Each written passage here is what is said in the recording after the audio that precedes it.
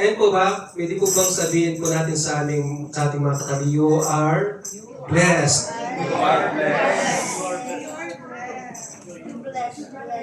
Amen po. Sino po yung nakakaalala sa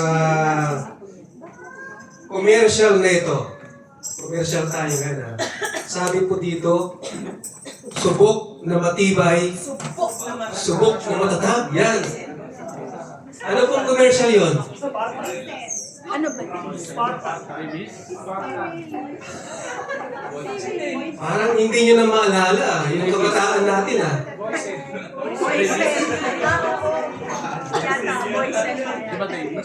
Boysen. So, nalimutan nyo na, no?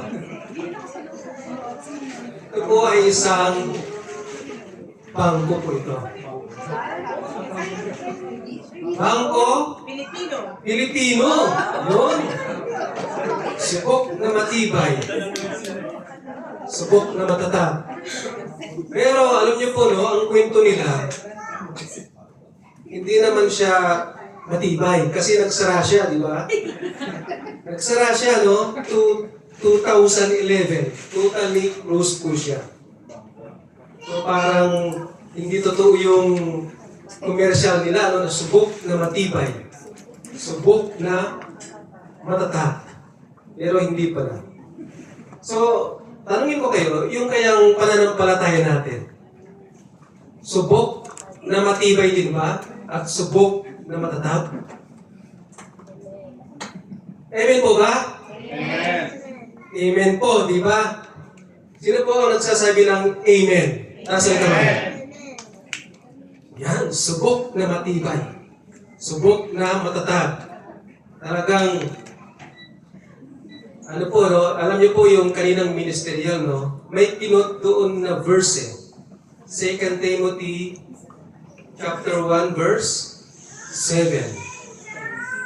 For God did not give us the spirit of fear, but of love, power, and self-discipline or self-control. Alam niyo po, kapag nakakaranas tayo ng problema, natatakot ba tayo? Sino po yung natatakot? Pag nakakaranas ng problema. Kamakailan lang, no? Yung isang, no? Yung isang government official, sabi niya, mayroong 25 supersonic missiles. Narinig niyo ba yun? Amen. Na nakaabang daw sa Pilipinas. Pag maririnig mo kaya yun, parang matatakot tayo, no? Supersonic missiles po yun. 5 times the speed of sound. Yun yung kanyang bilis. At wala namang, Iron Dome yung Pilipinas, Hindi tulad ng Israel. So parang nakakatakot, di po ba? Kung maririnig natin na kung totoo nga. Pero, ang balita, parang marites lang. Ano po, no? So, hindi naman talaga totoo po yun. So, yun na nga, no? Alam niyo po, no? Tama yung sabi ng Bible, Then you will know the truth, and the truth will set you free from your fear. Di ba? Tama po ba? Naniniwala ba kayo doon? Na ang katotohanan ang magpapalaya sa atin sa ating mga pinangangambahan, di ba? Pinatatakutan. It is only the truth of the Lord, yung Word of God. So, anyway po, yung title po ng message ni Lord sa atin is Remaining Strong in Faith Through Enduring Many Trials. Ayan po, no? So kapag nakaharap tayo sa trials, huwag tayong matakot. For God did not give us the spirit of fear, but of love, power, and self-control. Ayan po, so mababasa po natin yan sa 1 Peter chapter 1 verse 6 to 7. Ayan po, so pwede po ba tayong lahat na tumayo? At basahin po natin yung message ni Lord para sa ating lahat.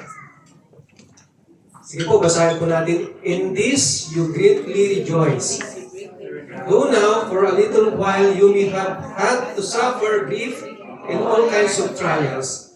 This comes so that your faith, of greater worth than gold, which perishes even though refined by fire, may be proved genuine and may result in praise, glory, and honor when Jesus Christ is revealed. Purihin po ang Panginoon. Tayo po ay manalangin. Hallelujah.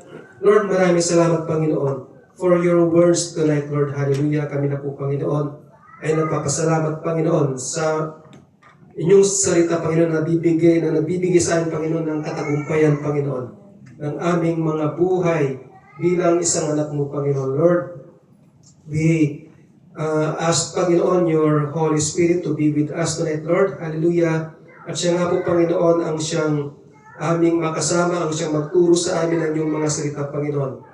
At ang inyong mga salita, Panginoon, ay tumagos, Panginoon, sa aming mga puso. At ito po ay hindi lamang po namin mapakinggan, Panginoon, kundi ito po ay aming maisabuhay, Panginoon. At mag-overflow pa, Panginoon, sa aming mga buhay at may share pa namin sa iba, Panginoon.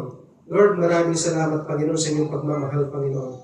Thank you, Lord, at we claim already, Panginoon, yung victory, Panginoon, ng iyong mga salita, Panginoon, sa mga sandaling ito. Ito po ang aming panalangin. In Jesus' name we pray. Amen. So maraming salamat po. Tayo na po makakaupo. So sa Tagalog po, no, sabi po dito, ito'y dapat ninyong ikagalak. Kahit na maaaring magdanas muna kayo ng iba't ibang pagsubok sa loob ng maikling panahon. Ang ginto, bagamat nasisira, ay pinapadaan sa apoy upang malaman kung talagang dalisay. Gayun din naman, ang inyong pananampalataya na higit na mahalaga kaysa ginto ay sinusubok upang malaman kung ito'y talagang tapat. Sa gayon, kayo'y papupurihan, dadakilain at paparangalan at pararangalan sa araw na mahayag si Hesus Kristo. Ayan po, no, napakaganda, no? So talagang ang pananampalataya natin ay talagang sinusubok. Daraan sa pagsubok. Ano po, no? So, ito po yung summary po ng salita ni Lord. Whereas gold is tested through fire to remove impurities to produce the pure gold, our faith has to undergo many trials to remove doubts and prove our faith is genuine. So yun po yun. Kaya napaka-importante po yung testing. Kasi po, tinatanggal po ni Lord yung mga impurities natin, yung mga pagdadoubt natin, pag-aalangan natin sa ating pananampalataya.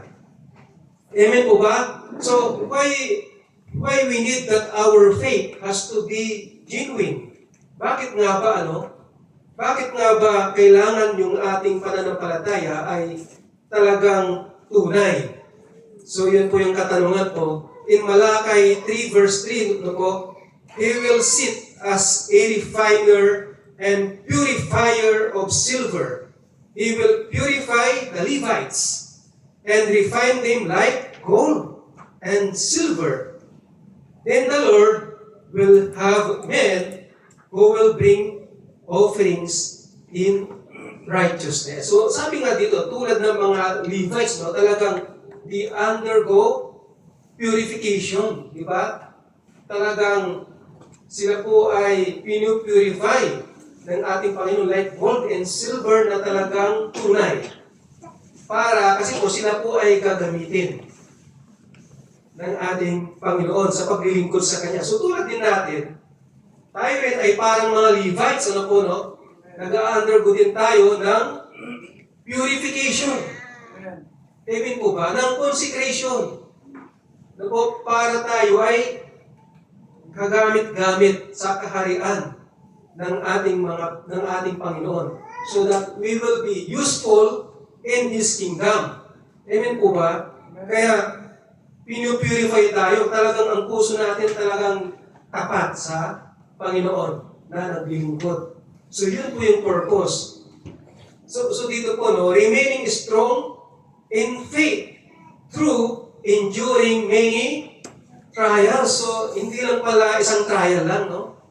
Through many trials. Ilan kaya yun? Marami, no? Many kasi, no? Talagang marami. Talagang susubukin tayo ng ating Panginoon. Subok na matibay, subok na matatag. Yun ang hinahanap ni Lord. Amen po? So, ano po bang ibig sabihin ng endurance? Ayan. Endurance, ito po yung ibig sabihin, no, sa Google po, no, it means getting through the trial without wavering.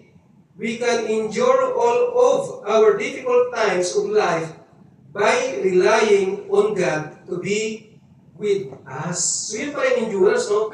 Mayroong dependability ba o dependability? Dependability sa ating Panginoon. Nagdidepend tayo sa ating Panginoon. Nagre-rely tayo sa ating Panginoon. Amen po ba? At wala nang iba pa po, no? So, kay Lord lang tayo nagdidepende. So, yun po yung kinukuhanan natin, kinuhugutan natin ng ating endurance. Amen po ba? Amen. So endurance pala is expected to every believer. Expected pala ni Lord yan. Yung endurance na yan. Naniniwala ba tayo na ini-expect ni Lord na dapat tayo ay matatag? Amen po ba? Amen. Kaya sabi nga sa Matthew 24 verse 13. So sa Matthew 24 verse 13, sabi po doon, but he who stands firm to the end will be saved. So sa ibang Bible translation, those who endures to the end will be saved. Those who perseveres to the end will be saved. So yung endurance, standing firm, perseverance, parang magkakahawig sila. Parehas lang yung ibig sabihin yan. Kaya yung endurance pala, talagang kailangan natin yan as one of our character. Amen po ba? Amen.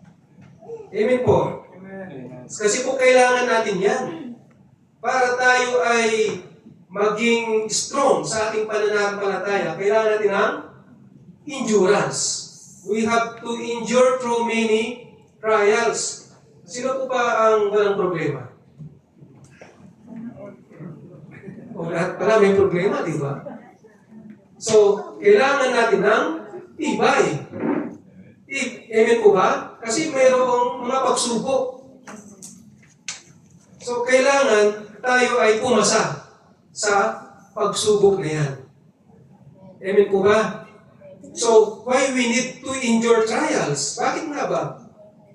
So, doon naman sa ating text, the purpose is to remove impurities and will result to genuine faith, di ba? So, kailangan matanggal yung mga impurities, yung mga doubts natin. Ito po yung mga sagabal sa ating pananampalataya, yung pagdadoubt.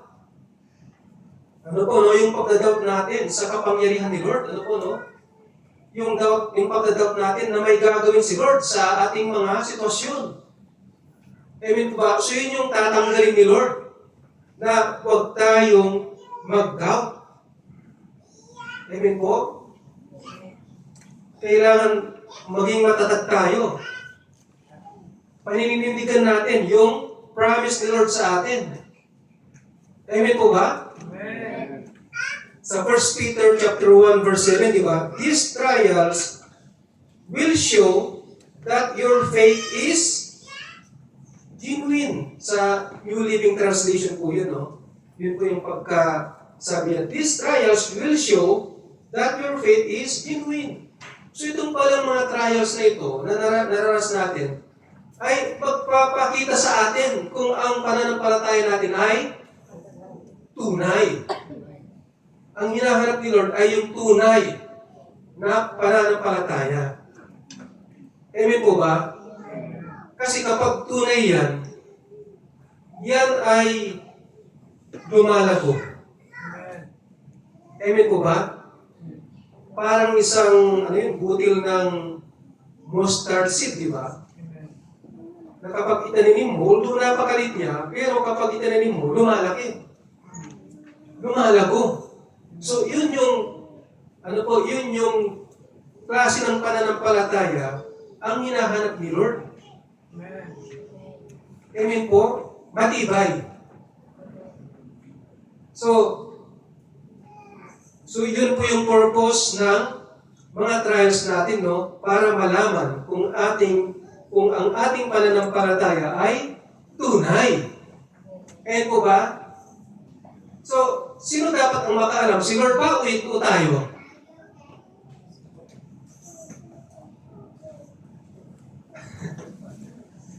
Tayo. Amen po ba? Si Lord, alam na niya kung ang pananampalataya natin ay tunay o hindi. Because God is all-knowing. So, para sa atin po yun.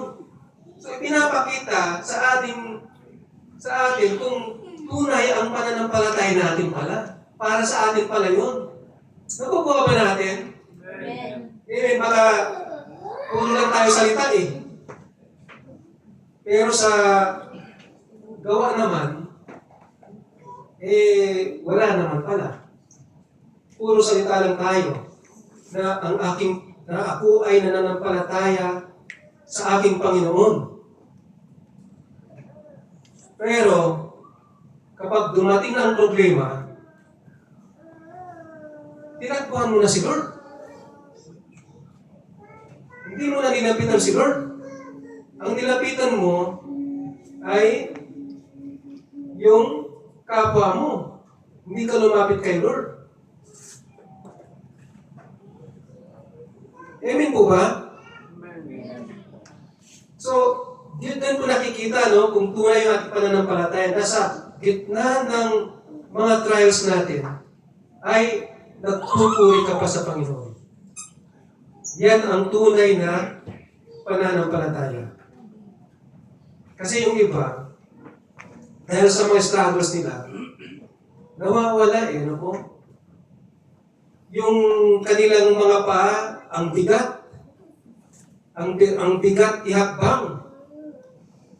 No? Napapunta sa gawain ng Panginoon.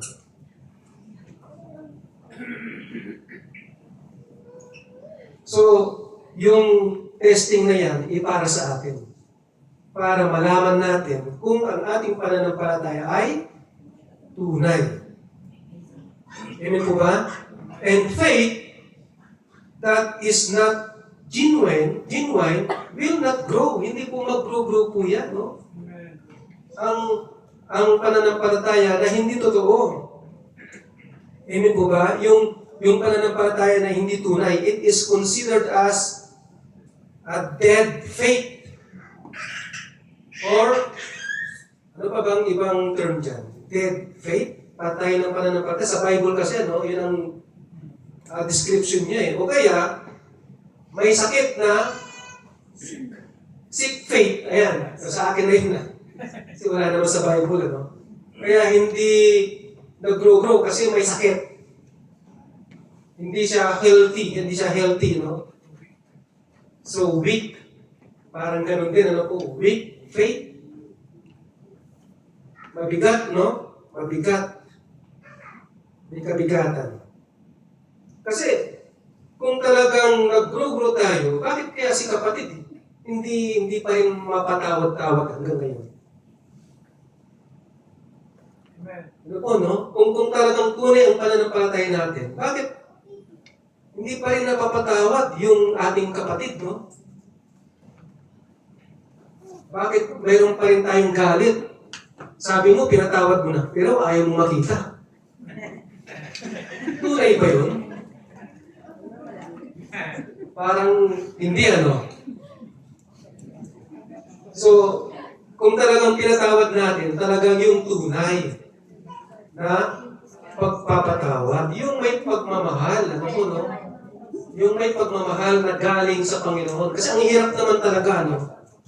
Pero sa pagmamahal na galing sa Panginoon, kaya natin magpatawad. Kaya nating mahalin yung mga kaaway natin. Hindi po ba? So, yan po yung tinatawag na genuine faith. Ano po, no? So, kailangan talaga i-testing, no? Para malaman. Kasi those who endures to the end will be saved. So, parang may connection sa ating salvation. Amen po ba? May connection po sa ating salvation. Dahil saved na tayo, nagagawa na natin ito, di ba? Yung magpatawad. So, dapat yung pananampalataya natin ay tunay. So, faith is trusting the Lord. Amen po? Yung pagtitiwala natin sa ating Panginoon. Ano man ang mangyari, nagtitiwala pa rin tayo sa ating Panginoon. Ano man ang mangyari, ano man ang resulta ng struggle na ito, ng problema na ito, nagtitiwala pa rin tayo sa ating Panginoon. So, yun po yung tunay na pananampalataya. At ang kalooban ni Lord dapat matibay ang ating pananampalataya. At para tumibay yan, ay kailangan subukin. Naman ba natin?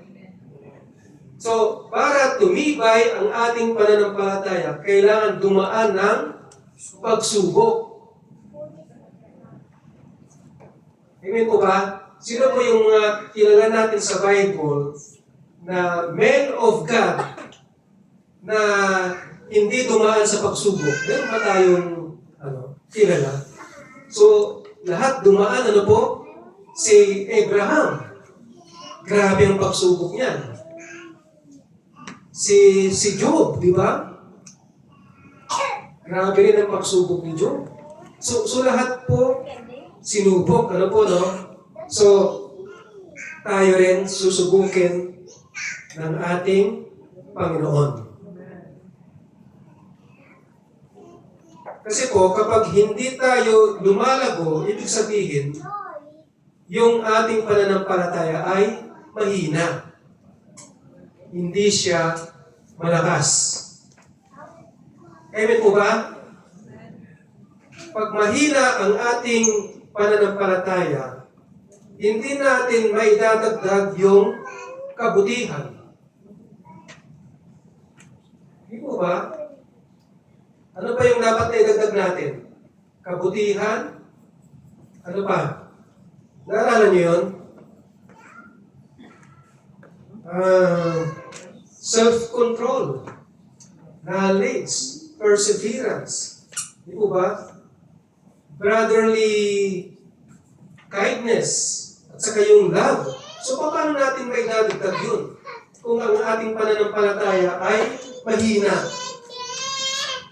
Hindi tayo magiging productive and effective sa paglilingkod sa ating Panginoon kung ang pananampalataya natin ay mahina. Kaya, ang kalooban ni Lord, dapat yung faith natin ay matibay at matatag. Subok na matibay. Subok na matatag. Yan ang kailangan na pananampalataya. Amen po ba? Amen. Kaya nga, mapalad tayo. Dahil talagang si Lord ay mahal na mahal tayo. Di po ba? Amen. Hinadagdagan pa nga yung problema natin. para mas lalong tumibay at mas lalo pang tumatag. Amen po ba? Kaya napakaganda po, no, yung sinasabi ni James, no? So the purpose of trials is to produce in us the perseverance. Ano po, no? This is a mark. Ito po ay isang marka ng isang matured Christian. Yung pagiging persevere niya. Ano po, no? Sa James chapter 1, verse 2 to 4. So alam na po natin. Ito pong verse na to. Ito po, no? Consider it pure joy, my brothers, whenever you face trials of many kinds. So ang trials, maraming klase. Because you know that the testing of your faith develops perseverance. Ito na naman si perseverance. Which is parehas din ng endurance, yung pagiging standing firm natin no, sa ating pananampalataya. Perseverance must finish its work so that you may be mature. Kailangan pala natin yan para tayo ay maging mature Christian. And complete. Kompleto, not lacking anything. So, kailangan pala natin. In Hebrews 12 verse 2, no, sabi niya, consider it pure joy, no? So, in Hebrews 12 verse 2, no, ito po, ang tinutukoy dito ay ang Panginoong Hesus, no? Paano niya na-endure yung trials? Di po ba? So, sabi ko dito, fixing our eyes on Jesus, the author and perfecter of our faith, who, for the joy set before Him, He endured the cross, scorning its shame, and sat down at the right hand of the throne of God. So, ang ano po, no? For the joy set before Him. So, parang yung kagalakan na yan, nakikita na niya sa hinaharap, nakaset na yan. So, yun pala yung kailangan na sa future, mayroong joy na naghihintay pala para sa atin. Kaya talagang, in-endure niya. Ano po, no? Yung bigat na naranasan niya sa krus. Amen po ba? So, napaka-importante yung joy na yan, no? Na naghihintay para sa atin. Mayroon palang joy na naghihintay. Hinihintay pala tayo ng kagalakan. Ano po, no? Kaya, sabi sa 1 Peter chapter 1, verse 6 to 7, no? Ito po yung verse natin. So, sabi ko doon, so be truly glad. Sabi niya, no? So be truly glad. There is wonderful joy ahead, sabi niya. Kaya in this, you greatly rejoice. So, there is a wonderful joy ahead sa New Living Translation po, sabi niya, no? So, mayroon na palang joy na naghihintay para sa atin, na ibibigay ni Lord. Amen po ba? Even though you must endure many trials for a little while. Sabi niya gano'n, no? So, yun po, no? So, how can we endure trials? We know that there is a wonderful joy ahead of us. So, there is a wonderful joy ahead of us. So, yun yung tignan natin. Amen po ba? And then, second po, focus on Jesus.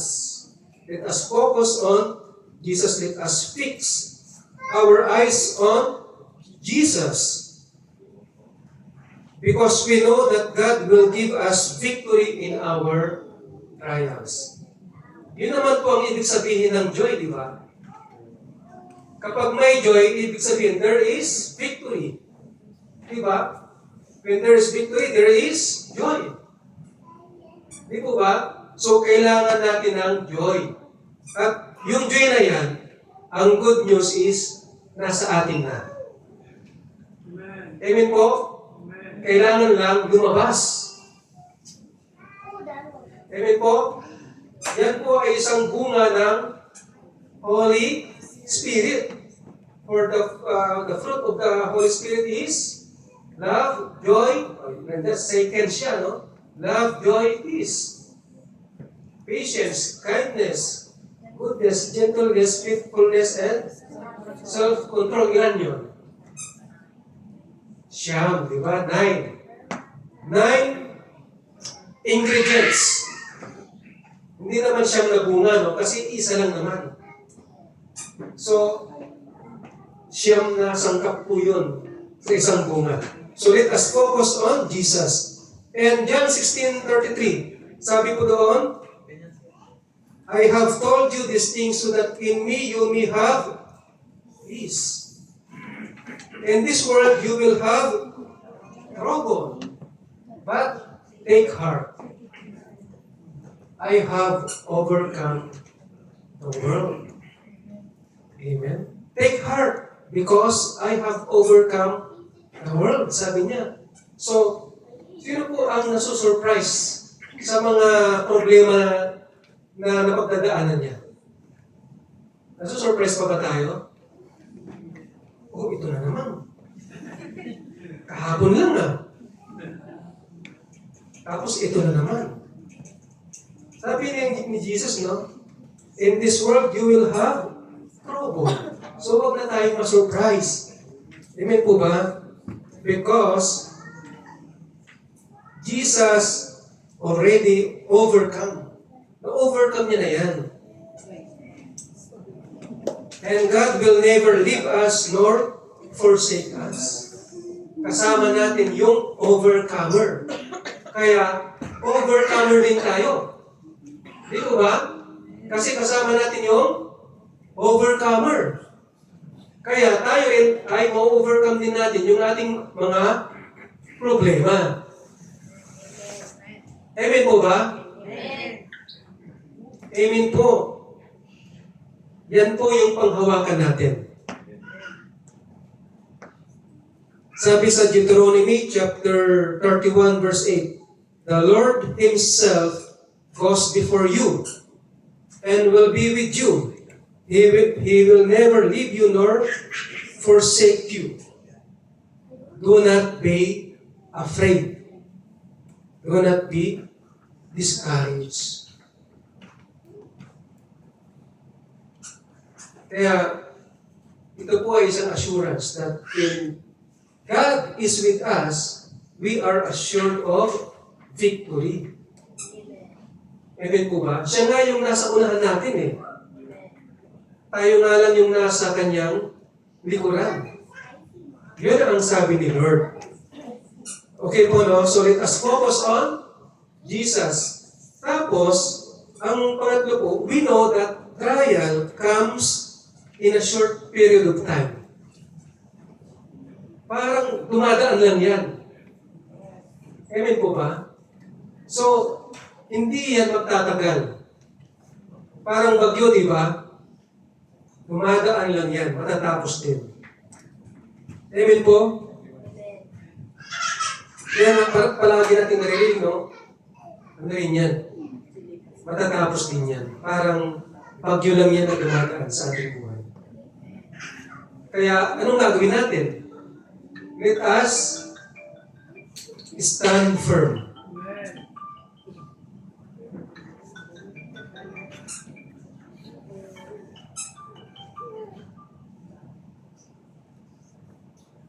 Amen po? At dadaan din yan pagkatapos dumaan ay ano bang tawag doon? Maaliwalas na ulit, no? So, mahirap talaga mag-Tagalog, maaliwalas. Maaliwalas na ulit, no? Pagkaraan ng bagyo po ng ating buhay. So, ang kailangan lang natin ay stand firm lang tayo sa ating Panginoon. Let us endure yung mga pagsubok na yan. So, ang ibig kong sabihin ay nakatayo pa rin tayo at hindi tayo natangay ng mga pagsubok na yan. Amen po ba? Amen. So, parang ano lang po yan, no? Naalala niyo po yung parable, no? Parable of the builders. Di po ba? Yung isa, nagtayo ng bahay sa bato, at yun namang isa, nagtayo ng bahay sa buhangin. At parehas na dumaan ng testing. So, kapag hindi matibay ang pundasyon natin, ito ay natatangay. Amen po ba? So, parang yung nagtayo sa buhangin na bahay, nawasak. Ano po, no? Yung tinayo niya. So, hindi dapat ganun ang pananampalataya natin. Dapat ito po ay matibay. Subok na matibay. At subok na matatag. Dapat pala yan ang title natin eh. Subok na matibay. At subok na matatag. Amen po ba? So dapat ganun ang pananampalataya natin. So ano po ba yung output, no? Yung pag-i-endure natin ng ating mga trials, no? So the output of enduring our trials is a genuine faith or a strong faith. Amen po ba? So yun po, no? A genuine faith is a strong faith. Tama po ba? So yun po ang tunay na pananampalataya ay matibay na pananampalataya. At yan po ay ma-produce lang yan through enduring many trials. So yan po yung message ni Lord sa atin. At wala na pong iba pa na paraan. There is no other way. It is only through endurance. Yan lang po mapapatibay yung ating pananampalataya. So, wag na tayong magtaka kung ang ating pananampalataya ay palaging sinusubok. Amen po ba? Kasi kailangan ito ay tumibay at tumatag. Kaya nga dito nasa 1 Peter chapter 1 verse 7. So these trials will show that your faith is genuine. It is being tested as fire, tests and purifies gold. Though your faith is far more precious than mere gold. So when your faith remains strong through many trials, it will bring you much praise and glory and honor on the day when Jesus Christ is revealed to the whole world. Kaya nga kahit na mag-church tayo na mag-church, ay hindi yan yung kaparaanan para tumibay, no? O kaya para mag-grow. Mag-grow tayo, Kasi marami namang nag-church dyan, pero hindi naman nag-grow sa kanilang pananampalataya. So, hindi na sabihin na, palagi akong nag-church, palagi kong uma-attend. 100% attendance. So, perfect attendance pa nga. Pero, hindi po kasiguraduhan po yan na nag-grow tayo sa ating pananampalataya. Amen po ba? Baka pumupunta ka sa church dahil ang ganda ng awitan. Di po ba? Pwedeng ganon. O kaya dahil si pastor, maraming joke. Diba? Hindi ka antukin. Di ba? O kaya, ang lamig doon eh. Di ba? Komportable, hindi tulad dito sa kabila. O kaya, masarap magluto si kapatid. Palaging masarap ang pagkain doon So pwede rin ganun, no? So, dapat, hindi ganun yung motivation natin. Kung bakit tayo pumupunta sa church. alam natin kung bakit tayo pumupunta at kung sino yung pinupuntahan natin. Sino nga bang pinupuntahan natin sa church? Si Jesus, di ba? Amen. Wala nang iba pa. So dapat yung marka no na pagiging matatag, yung pananampalataya, dapat nasa atin po yan. Yung endurance. Yan po yung isang marka po ng isang tunay na nananampalataya sa ating Panginoon. So, how to remain strong in faith? Paano ba? Paano tayo magiging malakas sa ating pananampalataya? Through enduring many trials, di ba? So, how to endure trials?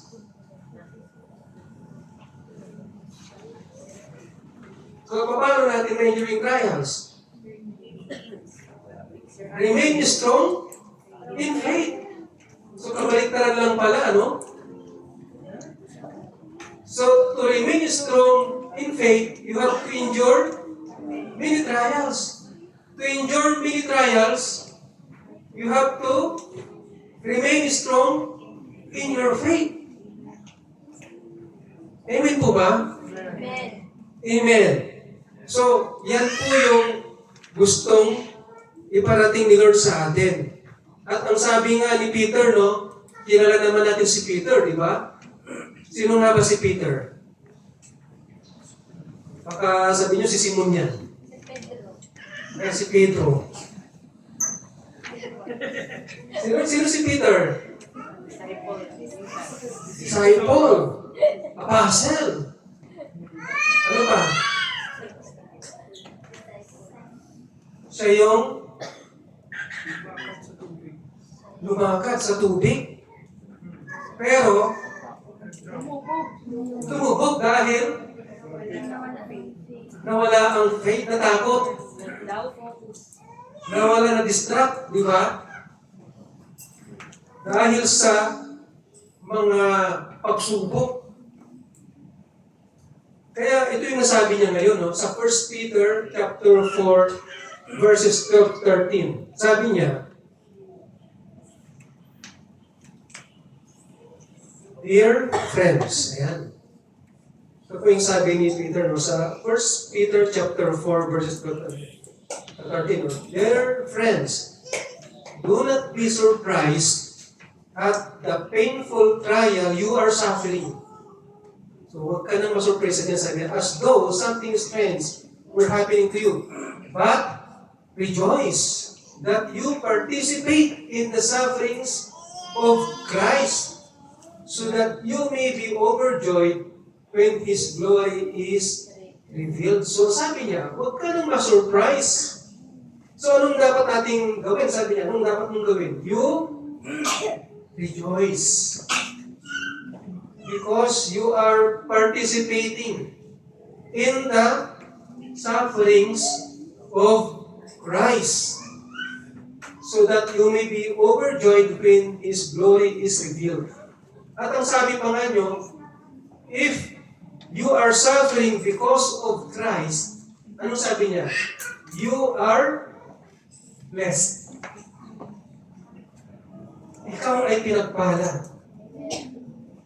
If you are suffering because of the Lord. If you are participating in the sufferings of Christ, ikaw ay pinagpala. Dahil tumatatag yung iyong pananampalataya. Amen po ba? At yun ang tinitignan ni Lord, yung matatag na pananampalataya.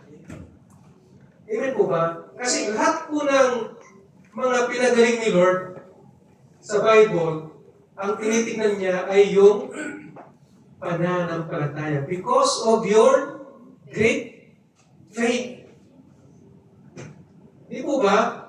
So napaka-importante yung ating pananampalataya sa mata ng ating Panginoon. Kaya, sabi nga sa 1 Peter chapter 1, verse 7, so when your faith remains strong through many trials, it will bring you much praise. It will bring you much glory. It will bring you much honor on the day when Jesus Christ is revealed. Napakaganda, no? It will result in praise. It will result in glory. It will result in honor on the day when Jesus Christ is revealed. Kaya yun dapat yung inabang-abangan natin. Amen po ba? That we will receive honor. We will receive praise. And we will receive glory. Diba? At papakinggan natin yung sasabihin ni Lord sa atin. Well done, good and faithful servant. Gusto ba natin yan na marinig kay Lord? Amen. Amen. Kaya, huwag tayong sumuko sa ating mga trials. Dahil alam natin na kasama natin si Lord. At hindi niya tayo iiwanan at pababayaan. Amen. At kapag ginawan po natin yan, tayo ay tumatatag. Tayo ay tumitibay, no? Yung ating pananampalataya. At ito rin po, no? Kapag we remain strong in our faith, ay nabibigyan din natin ng kapurihan ang ating Panginoon. Amen. Amen po ba? Amen. Nakapagbigay tayo din tayo ng papuri sa ating Panginoon. Hindi lang yung pagkanta natin na nakakapagbigay tayo ng kapurihan sa Panginoon, kundi yung paninindigan natin yung ating pananampalataya sa ating Panginoon. Ito po ay nagbibigay ng kapurihan sa ating Panginoon. Gaya ng ginawa ni Job. At napahiya si Satan. Amen po ba? Amen. So, gusto ba nating mabigyan ng kapurihan ng ating Panginoon? Amen. So, let us remain strong in our faith. So, tayo pong lahat ay tumayo at tayo po ay manalangin sa ating Panginoon. Hallelujah. Lord, maraming salamat, Panginoon, sa inyong mga salita na aming napakinggan, Panginoon. Tunay nga, Panginoon, Lord, na itong mga pagsubok na ito, itong mga trials, itong mga problema na nararanasan namin, ay pinahihintulutan mo po ito, Panginoon.